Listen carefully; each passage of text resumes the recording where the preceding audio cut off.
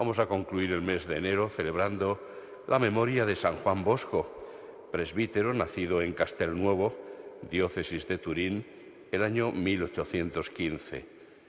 Después de una niñez dura, fue ordenado sacerdote y en la ciudad de Turín se dedicó esforzadamente a la formación de los adolescentes. Fundó la Sociedad Salesiana y, con la ayuda de Santa María Domenica Mazzarello, el Instituto de Hijas de María Auxiliadora, para enseñar oficios a los jóvenes e instruirlos en la vida cristiana. Lleno de virtudes y méritos, murió, tal día como hoy, en la misma ciudad de Turín, el año 1888. Lectura de la Carta a los Hebreos.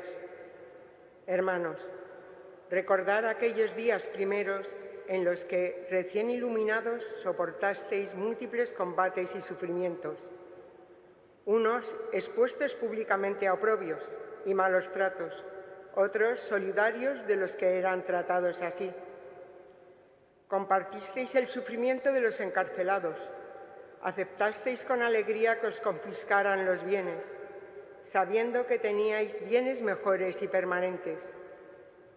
No renunciéis, pues, a vuestra valentía, que tendrá una gran recompensa. Os hace falta paciencia para cumplir la voluntad de Dios y alcanzar la promesa.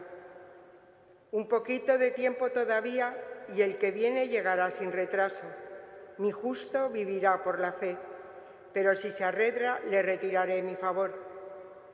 Pero nosotros no somos gente que se arredra para su perdición, sino hombres de fe para salvar el alma.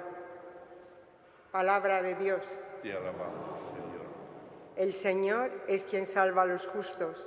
El Señor es quien salva a los justos. Confía en el Señor y haz el bien. Habitarás tu tierra y reposarás en ella con fidelidad. Sea el Señor tu delicia y Él te dará lo que pide tu corazón. El Señor es quien salva a los justos. Encomienda tu camino al Señor, confía en Él y Él actuará. Hará tu justicia como el amanecer, tu derecho como el mediodía. El Señor es quien salva a los justos.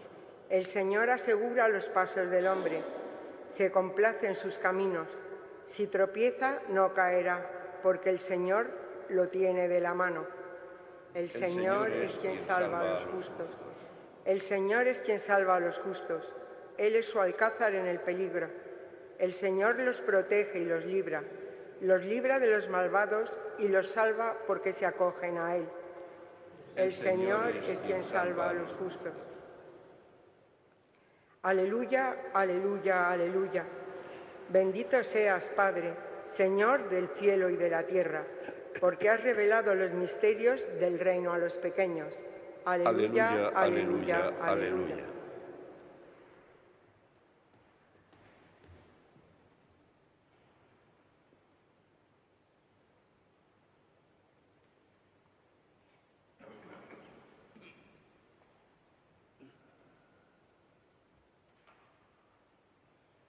El Señor esté con vosotros.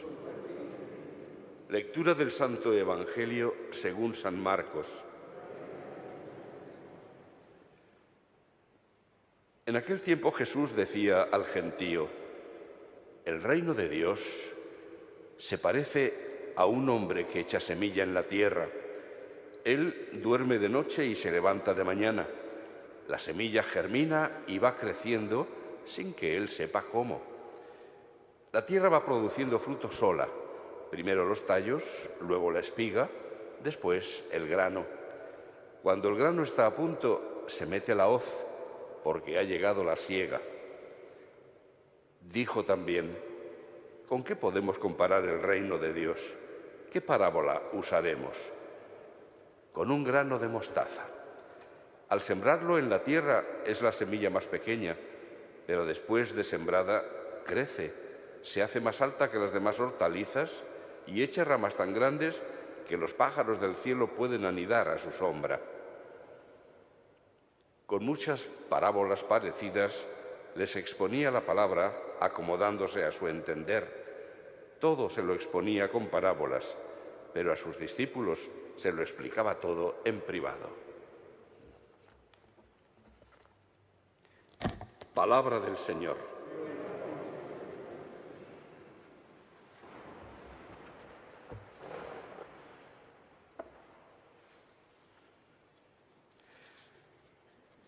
Hemos escuchado, en primer lugar, la exhortación del autor de la carta a los Hebreos a su comunidad, a quienes trata de convencer de la excelencia de Cristo y de la salvación que Cristo ha traído por encima de todo lo que había ocurrido en el pasado, en el Antiguo Testamento, y les invita a vivir con valentía a pesar de las persecuciones de las que ya estaban siendo objeto en aquel momento, porque un poco de tiempo todavía y llegará sin retraso el que tiene que venir. Es una invitación a vivir con esperanza, tal como nos invita el Papa a vivir este año jubilar, el año de la esperanza. Una esperanza que se basa en la fidelidad de Dios, cumpliendo sus promesas. Pues ese tiempo que tenemos que vivir todavía en este mundo, tenemos que vivirlo con paciencia para cumplir la voluntad de Dios y poder así alcanzar esa promesa.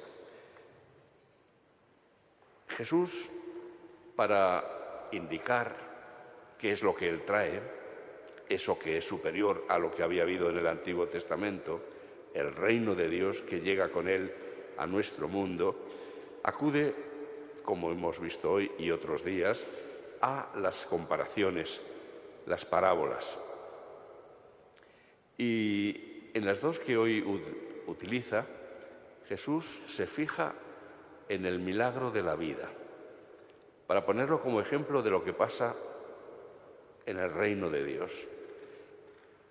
En definitiva, que es Dios mismo quien actúa en medio de nuestro mundo, en el mundo de la vida, y es Dios también quien actúa y quien hace posible su reino y su reinado.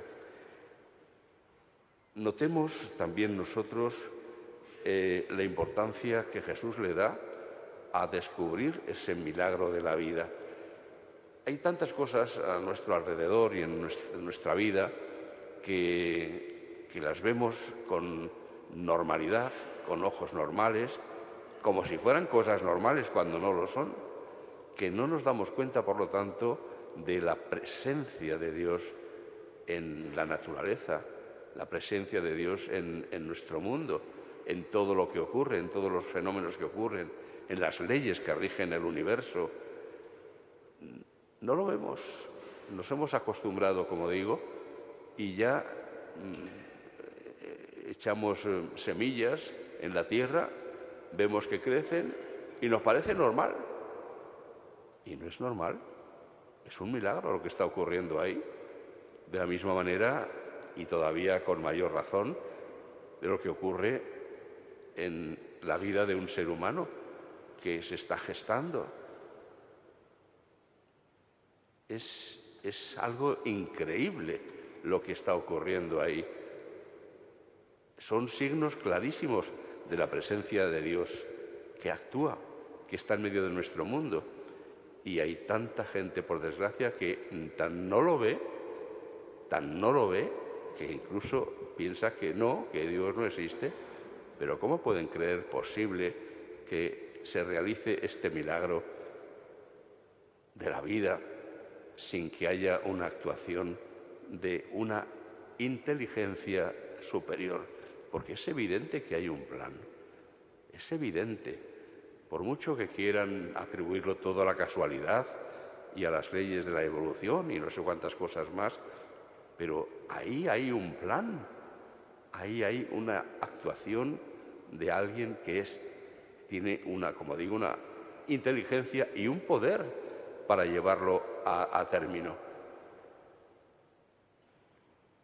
Es por medio de esa observación de la naturaleza como deberíamos ayudar, en primer lugar, a nosotros mismos y luego a los demás a descubrir la presencia, la existencia y la actuación amorosa de Dios. Es necesario llegar a eso, porque sin esa captación de la presencia de Dios, difícilmente se va a aceptar sus mandamientos o sus leyes o sus valores. Es necesario descubrir a Dios. San Juan Bosco fue uno de los santos grandes que ha habido en la historia de la Iglesia, que fueron capaces no solamente de transformarse ellos mismos por la actuación de Dios en su reinado, en su reino, para quienes lo aceptan libremente, sino que además supo ayudar a otros muchos, fundamentalmente a los jóvenes, para descubrir esa presencia de Dios y dejar que actuara en su vida para que su reino, el reino de Dios, vaya estableciéndose en medio del mundo. Y así son personas que de una manera increíble han sido capaces de actuar de manera que su actuación se expande por todas partes. Ha ocurrido el milagro de lo de la parábola de la semilla de la mostaza, un granito muy pequeño, pero que es capaz de desarrollar una labor inmensa, enorme. Y es que efectivamente esto es lo que ha ocurrido. En la oración dábamos gracias a Dios porque en San Juan Bosco había suscitado un padre y un maestro para la juventud. Con esas dos palabras está destacando las dos características fundamentales de cómo fue capaz San Juan Bosco de arrastrar detrás de sí a tantos y tantos adolescentes y jóvenes. Supo ser para ellos padre y maestro, o sea, supo amarles, que es lo propio de un padre, y educarles, es lo propio de un maestro. Son dos características fundamentales que deberían tener en cuenta todos los educadores y padres de nuestro tiempo en su difícil gestión de ayudar a los niños, adolescentes, a ir creciendo de manera que realmente puedan a sí mismos ayudarse a vivir y a desarrollarse como personas maduras y a crecer como cristianos. Es necesario el amor de padre y la educación del maestro. Por una parte, la cercanía y por otra parte, la exigencia. Son dos características que hay que saber conjugar con paciencia, con muchísima paciencia. Leíamos en el oficio de lecturas esta mañana, quienes rezan el breviario, una carta de San Juan Bosco a sus religiosos, a sus educadores, hablándoles de cómo es importante acercarse a los jóvenes, qué características tiene que tener ese acercamiento. Y va hablando de lo que se refiere a este amarles, tener paciencia para con ellos, no mirarles nunca con desprecio, aun cuando se puedan desviar y puedan hacer mil barrabasadas. Es decir, que no falte nunca el amor a ellos. El amor a ellos es amor a sus personas, pase lo que pase con sus actuaciones, porque esa es una característica del amor de verdad. El amor no pone condiciones. Te amo mientras te comportes como a mí me gusta. Eso no es amor. El amor auténtico es el que Dios tiene para con nosotros. Nos ama a pesar de que somos unos canallas en tantas ocasiones. Y nos ama.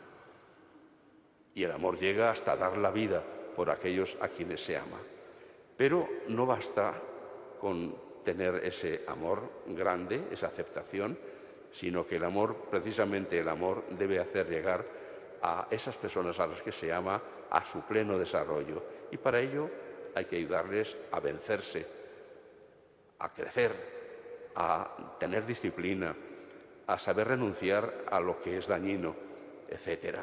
Y es una labor que requiere todavía más paciencia, porque muchas veces, a pesar de los buenos consejos, vemos que no los siguen. Y hay que no tirar la toalla, de ninguna manera. Hay que seguir adelante. Y por ello es cuando se va obteniendo el milagro de que un granito, aparentemente muerto, termina dando una espiga. termina produciéndose el milagro de la vida. Quienes con paciencia, con amor, con exigencia y sobre todo rogando mucho a Dios actúan así, consiguen resultados. Y son necesarios en nuestro tiempo, muy necesarios, precisamente porque tantas veces falta en padres y educadores el amor a los jóvenes, la paciencia y la actitud de exigencia.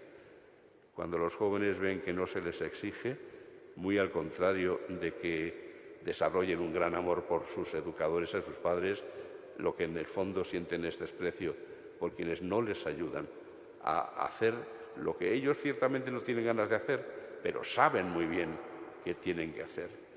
Y quien tiene paciencia para seguírselo exigiendo con cariño, terminan teniendo resultado. Pidamos pues al Señor que los valores de San Juan Bosco, que en definitiva lo que hacen es traducir lo que nos enseña Jesús en el Evangelio, se desarrollen también en nuestro tiempo y nos ayuden a todos a tener una juventud sana, capaz de darnos esperanzas de futuro.